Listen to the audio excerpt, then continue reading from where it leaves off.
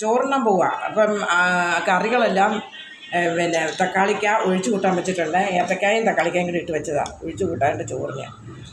അപ്പം അയല കറി വെച്ചതുണ്ട്, മീൻ വറുത്തതുണ്ട്, തോരൻ, ബീഫ് തോരൻ. ഇത് തേങ്ങാപ്പാൽ ഒഴിച്ച സ്പെഷ്യൽ തേങ്ങാപ്പാൽ ഒഴിച്ച് വെച്ച കറിയാണ്. അപ്പോൾ ഞാൻ ഉണ്ണാൻ പോവാണേ.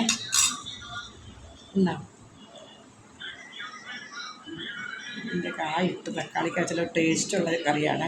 ഭയങ്കര ഇഷ്ടമാണ് അങ്ങനെ വെക്കുന്നത്.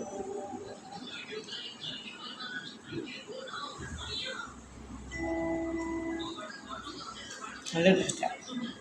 തക്കാളിക്കായും കായും കൂടി ഇട്ടാൽ തേങ്ങ അരച്ച് വേണം. ഇത് അടിപൊളിയാണ്. നമുക്ക് ഉണ്ണാൻ തോന്നും.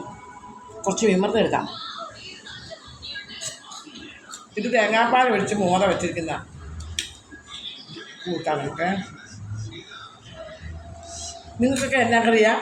എല്ലാവരും ഒന്ന് കമൻറ്റ് ചെയ്യണം. കറികളൊക്കെ ഇഷ്ടം